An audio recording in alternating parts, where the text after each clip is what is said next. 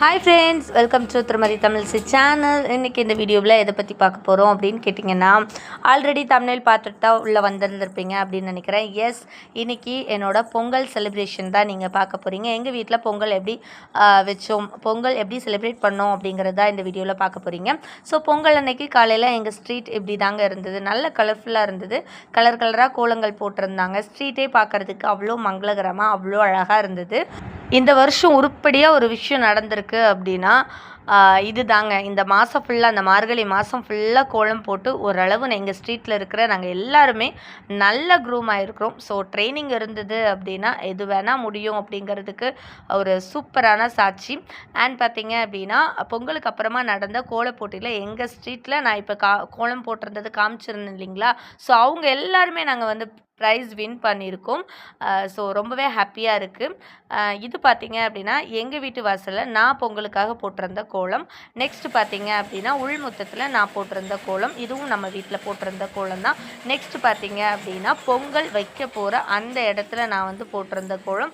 இது எனக்கு ரொம்பவே பிடிச்சிருந்தது. பாப்பா தான் கலர் பண்ணால். கலர் காம்பினேஷன் ரொம்பவே அழகாக இருந்தது. ரொம்ப ரொம்ப சூப்பராக இருந்தது. அதுக்கப்புறம் பார்த்திங்க அப்படின்னா இதுதான் பூஜை ரூம் வாசலில் நம்ம போட்டிருந்த கோலம். ஸோ அப்படியே கோலம்லாம் போட்டு முடிச்சுட்டு ஃப்ரெஷ் ஆகிட்டு ரெடி ஆகிட்டு வந்தாச்சு. சக்கரை பொங்கல் பார்த்திங்க அப்படின்னா இப்போது ரெடி ஆகிட்டுருக்கு. ஆல்ரெடி வெண்பொங்கல் என் ஹஸ்பண்ட் வெளியில் வச்சிட்ருக்காங்க. ஸோ சக்கரை பொங்கலும் ரெடி பண்ணி எடுத்துட்டோம் அப்படின்னா ஃபஸ்ட்டு சூரிய பகவானுக்கு சாமி கும்பிட்டுட்டு அதுக்கப்புறமா நம்ம பூஜை ரூம்லேயும் சாமி கும்பிட்டோம் அப்படின்னா பொங்கல் செலிப்ரேஷன் சூப்பராக கம்ப்ளீட் ஆகிடும். ஸோ இதுக்காக ட்ரெஸ் பார்த்திங்க அப்படின்னா பாப்பாவுக்கு போட்டிருக்கிறா இல்லைங்களா, இந்த ட்ரெஸ் தான் அவளுக்கு பொங்கலுக்காக வாங்கியிருந்த ட்ரெஸ்.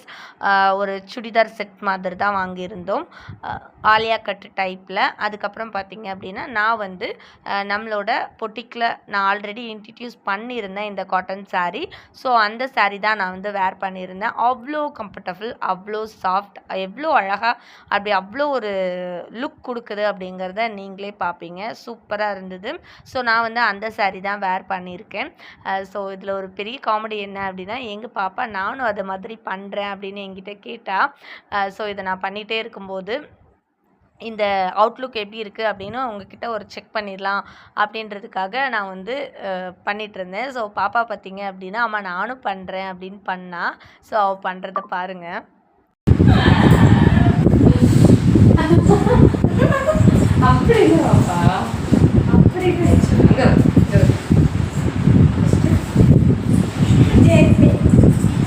கேஷுவலாக நீ இப்படி இப்படி இப்படி இப்படி போக சரியா? சரி.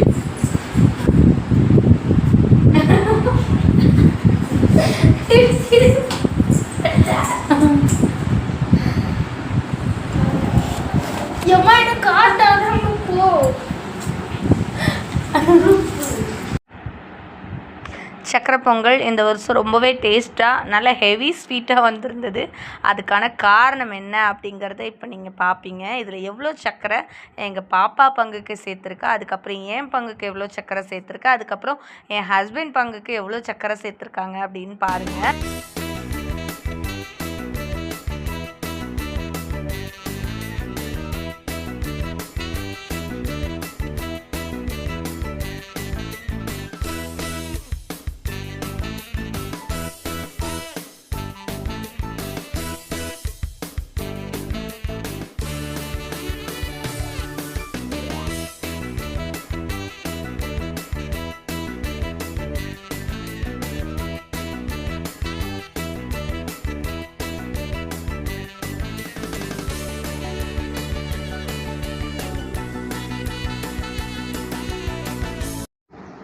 ஒரு வழியாக எங்களோட சக்கரை பொங்கல் ஃபைனல் ஸ்டேஜுக்கு வந்துருச்சுங்க.